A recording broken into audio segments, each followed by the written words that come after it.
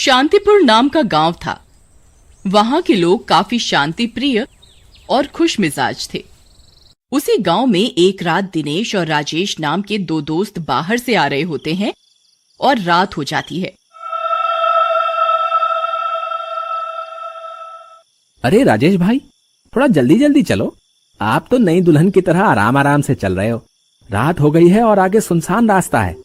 अरे दिनेश, अब मैं तुम्हारी तरह माल तो खाता नहीं, आराम आराम से ही चल पाऊंगा। तुम्हें लगता है भाभी से मिलने की जल्दी हो रही है? ऐसा कहकर दोनों हंसते हुए आगे बढ़ जाते हैं। तभी उन्हें किसी की आवाज सुनाई देती है। दिनेश, तुमने किसी की आवाज सुनी? ऐसा लगा कि जैसे कोई हमें आवाज दे रहा है। हाँ राजेश भाई, सुनी तो मैंने भी, लेकिन इतनी रात को हमें कौन आवाज देगा, वो भी इतनी सुनसान रास्ते में। तभी उन्हें फिर से वही आवाज सुनाई देती है। इस बार वो उन दोनों का नाम ले रही होती है। राजेश, ओ दिनेश। दिनेश भाई, मैं तो कहता हूँ अब भाग लो यहाँ से। ये तो कोई भूत प्रेत का मामला लगता है। भागो रे भागो, अपनी जान बचा के भागो। ऐसा कहकर राजेश और दिनेश वहाँ से भागने लगते हैं। लेकिन तभी वहाँ एक भूत उनके सामने आ जाता है। कहाँ भाग रहे हो तुम दोनों? कहाँ जाओगे मुझसे बच के? मैं तुम्हें छोड़ूंगा नहीं। ऐसा कहकर भूत उन दोनों पर हमला कर देता है। दोनों डर के मारे बेहोश हो जाते हैं और भूत वहाँ से चला जाता है। अगले दिन कुछ गांव वाले वहाँ पर आते हैं। अरे वहाँ देखो कौन उल्टा पड़ा है, देखो इनको। गांव वाले जाकर राजेश और दिनेश को सीधा करते हैं। अरे बाप रे, इनका चेहरा तो एकदम बिगड़ गया है, जाने कौन किया है। तब तक राजेश और दिनेश को होश आ जाता है और वो दोनों अपना चेहरा देखकर डर जाते हैं। अरे दिनेश भाई, ये हमारे चेहरे को क्या हुआ? अब सारा का सारा नोचा हुआ है। अब हम किसी को मुंह दिखाने के लायक नहीं रहे। सही बोलते हो भाई, ससुरी हमारी बीवी भी नहीं पहचानेगी हमको। चुप बकर बकर लगा रखी है? अरे तुम दोनों रोते ही रहोगे कि बताओगे भी कुछ? क्या हुआ है? कौन बिगाड़ा तुम्हारा होलिया? कौनो आमिर खान तो नहीं हो तुम लोग जो इतना रो रहे? फिर दिनेश और राजेश उनको रात वाली सारी बातें बताते हैं, जिसे सुनकर गांव वाले हंसने लगते हैं। अच्छा, तो तुम कहत हो रात में एक भूत आया और खाली तुम्हारा मुंह नोच के चला गया और जान बख्श दिया है? अरे का झंडू समझत हो का हम सब का? न जाने कहां से पिट पिटा के आ रहे, फालतू बतला रहे। नहीं भाई, हम सच कह रहे हैं, सच में ऐसा ही हुआ था। फालतू बात मत करा हो, अभी तो तुम्हारा मुंह नोचा गया है, ज्यादा बोले तो हाथ पांव भी तोड़ देंगे। अफवाह फैलाते हो। ऐसा कहकर गांव वाले उनको वहां से भगा देते हैं। उसी रात बिरजू छत पर सो रहा होता है। तभी वो भूत उसकी खाट के सामने आकर खड़ा हो जाता है और उसे जोर से लात मारता है। कौन है? किसने मुझे लात मारी? किसकी मौत आई है?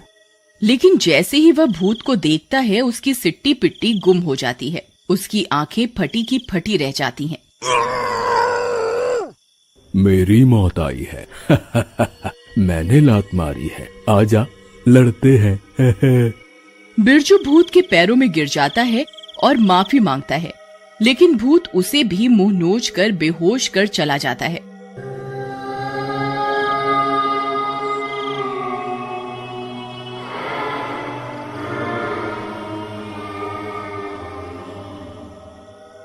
अगले दिन बिरजू, दिनेश, राजेश और बाकी के गांव वाले सरपंच के पास जाते हैं और सरपंच को पूरी बात बताते हैं। अरे अब तुम भी बिरजू इन राजेश और दिनेश की बातों में आ गए। ये तो वैसे ही डरपोक हैं। अरे भूत वूत कुछ नहीं होता। अरे कोई लुटेरा होगा जो मुखौटा लगा के लूटपाट करने के इरादे से आया होगा। अब आप लोग जाओ, ऐसा कुछ नहीं। हम पुलिस को बता देंगे, वो इसका इलाज करेंगे। उसी रात एक लड़की पानी लेने जाती है। तभी वह भूत फिर आ जाता है।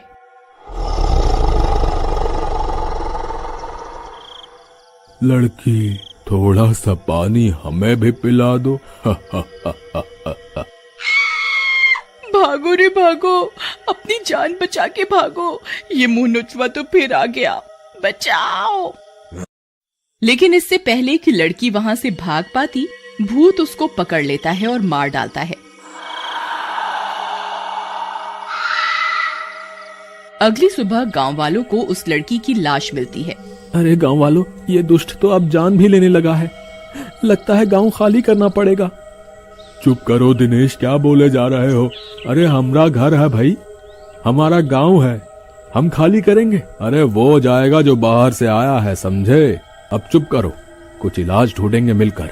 गांव वालों, अब तुम सब भी जाओ अपने अपने काम धंधे पर। सारे गांव वाले वहां से चले जाते हैं, लेकिन दिनेश और राजेश चलते चलते बातें करने लगते हैं। राजेश भाई, एक बात बोलूं? ये सरपंच जी हमारी बात का विश्वास क्यों नहीं करते? तुम कुछ भी बोलो, मुझे तो सरपंच पर गुस्सा आता है। बात तो तुम ठीक कह रहे हो दिनेश, लेकिन हम लोग कर क्या सकते हैं? वो सरपंच है, बात तो माननी पड़ेगी उनकी। क्यों ना इन पर नजर रखी जाए, लेकिन हम किसी को बताएंगे नहीं। इसके बाद दोनों सरपंच के घर के बाहर छिपकर बैठ जाते हैं और रात होते ही सरपंच अपने घर से निकलता है और नदी की तरफ जाता है। राजेश और दिनेश भी उसके पीछे पीछे चलने लगते हैं। तभी सरपंच एक जगह रुक जाते हैं और अपने पास से एक डंडी निकालकर जोर जोर से चिल्लाने लगता है। हीम क्लीम मुंह नोचुआ, हीम क्लीम मुंह नोचुआ। तभी वो भूत प्रकट हो जाता है। क्या हुक्म है मेरे आका? बस मेरे गुलाम, जाओ और इस गांव में अपने नाम की दहशत और फैला दो, ताकि ये गांव खाली हो जाए और मैं ये सारी जमीनें बेचकर अमीर हो जाऊं।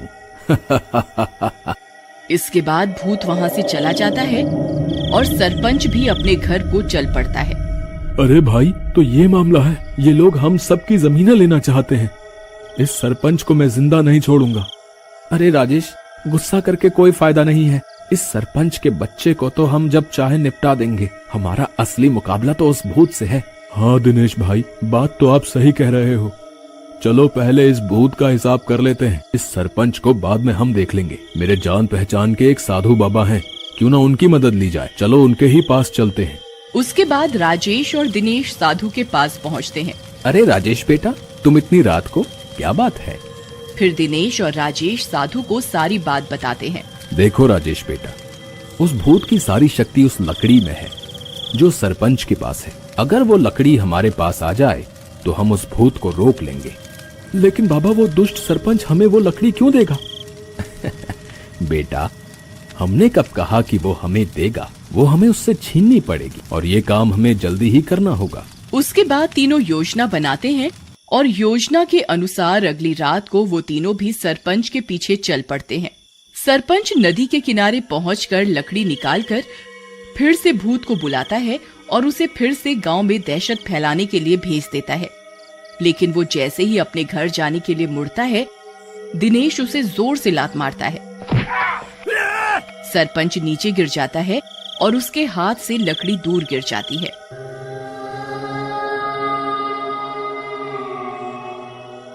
अरे मर गया रे, मेरी लकड़ी कहाँ गई, कहाँ गई? उधर राजेश जल्दी से लकड़ी उठा लेता है। सरपंच जी, वो लकड़ी मेरे पास है। अब तो हम आपको नहीं छोड़ेंगे और साथ ही आपके इस मुंह नोचुआ भूत को। तभी वो भूत वहां आ जाता है और दिनेश को पकड़ लेता है। बचाओ भूत बाबा, बचाओ बाबा, भूत ने मुझे पकड़ लिया, बचाओ। ये पाखंडी साधु बचाएगा इस मुंह नोचुआ से। मरोगे, तुम तीनों मरोगे। इधर साधु राजेश से लकड़ी ले लेते हैं। ए भूत, इस सरपंच को पकड़ ले। अरे बचाओ, इस मुंह नोचुआ भूत से बचाओ। अरे ये मुझे मार डालेगा। अरे बचाओ, अरे बाबा जी बचा लो।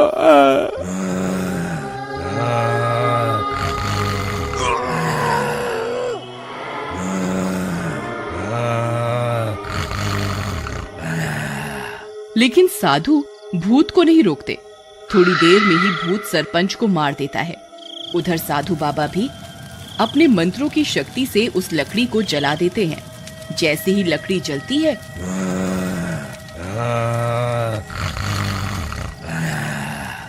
भूत भी जलकर गायब हो जाता है। एक शहर में एक छोटा सा परिवार रहता था। उस परिवार में जितिन अपनी माँ के साथ रहता था। जितिन जिस कॉलेज में पढ़ता था, उसी कॉलेज में उसकी माँ प्रोफेसर थी। जितिन का कॉलेज में एक बेस्ट फ्रेंड था जिसका नाम दिव्यांग था। दोनों बहुत अच्छे दोस्त थे और हमेशा साथ रहते थे। एक दिन जितिन और दिव्यांग कॉलेज जाते हैं और कॉलेज में प्रिंसिपल नए साल की पार्टी की अनाउंसमेंट करते हैं। वाओ, न्यू ईयर पार्टी, मजा आ गया। इसमें इतना खुश होने वाली क्या बात है? क्यों, तुझे खुशी नहीं हो रही है क्या? बिल्कुल भी नहीं। मैं नए साल पर अपनी माँ के साथ घर पर रहूंगा। तुझे पता है ना, मैं तेरे बिना नहीं जाऊंगा। तुझे मेरे साथ चलना ही पड़ेगा। मैं कुछ नहीं जानता, बस बेकार की जिद मत कर और मेरे साथ घर चल। हमें साथ में मिलकर एक प्रोजेक्ट बनाना है, याद है या पार्टी के चक्कर में भूल गया?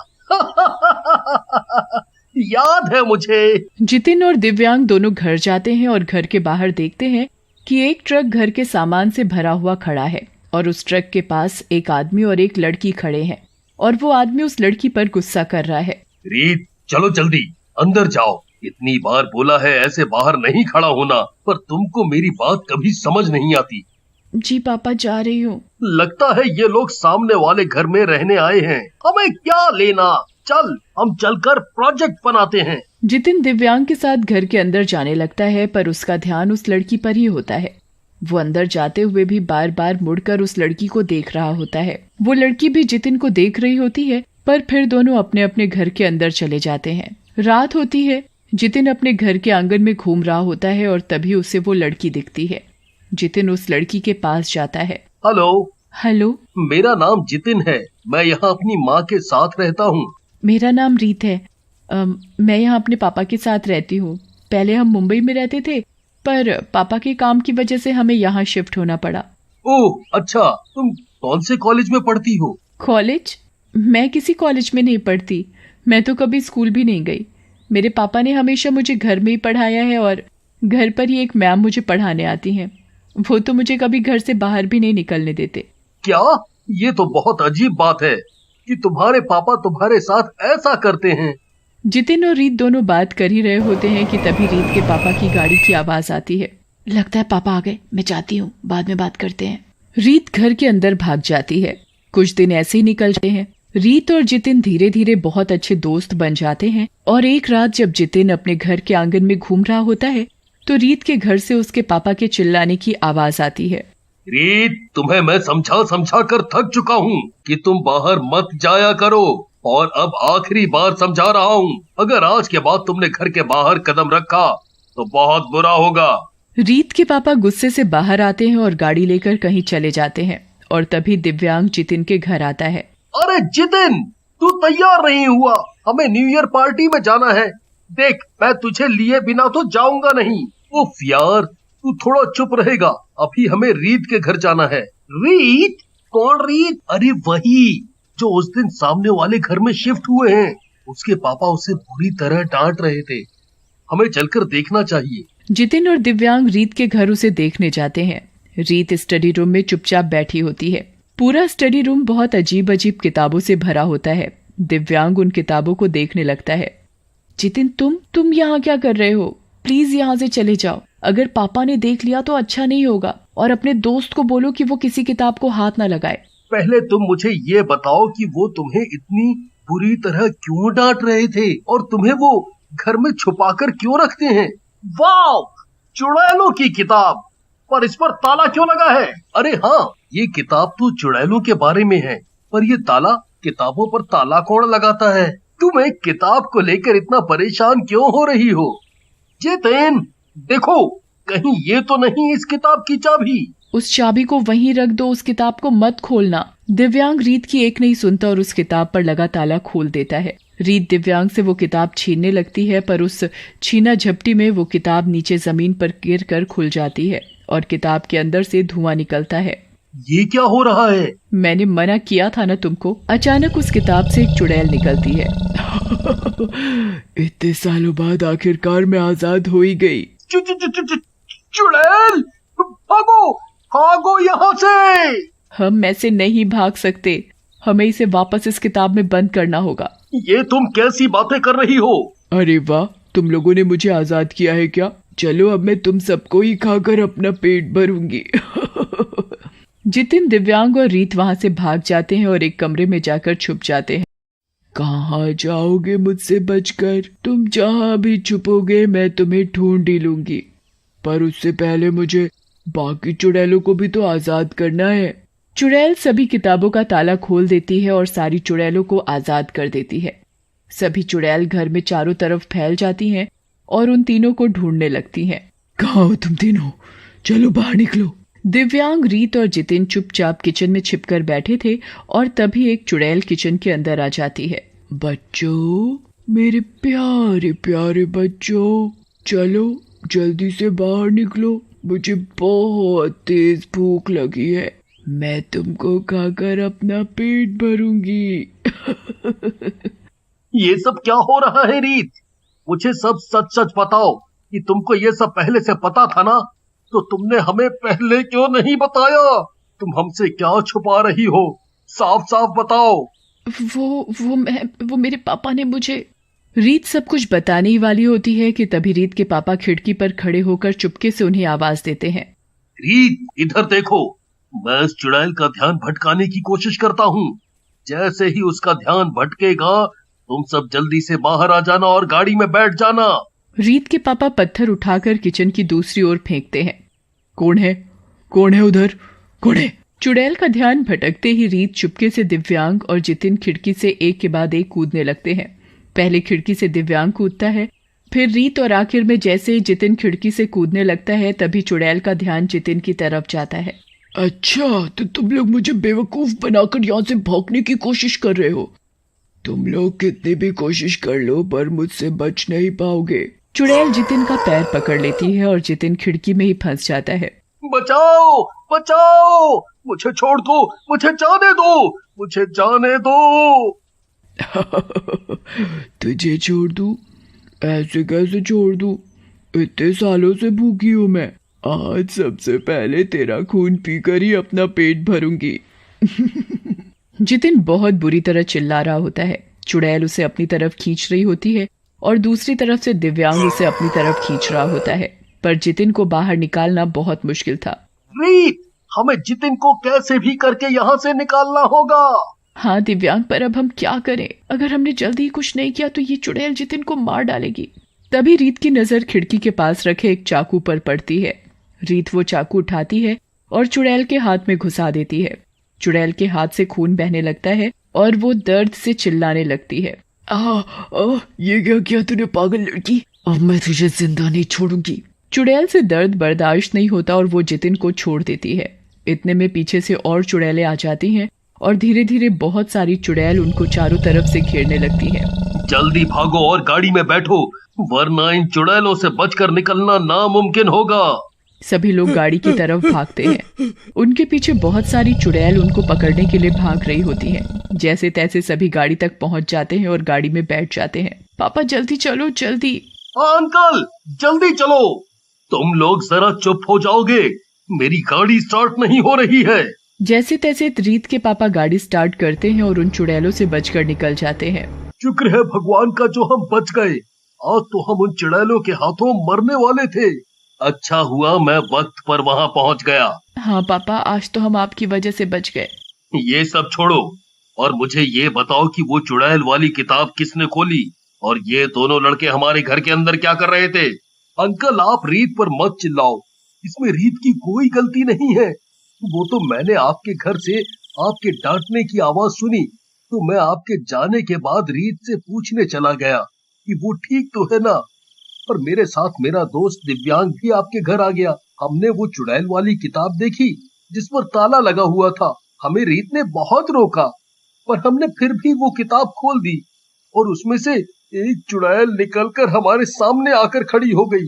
ये सब मेरी और दिव्यांग की गलती है, इसमें रीत की कोई गलती नहीं है।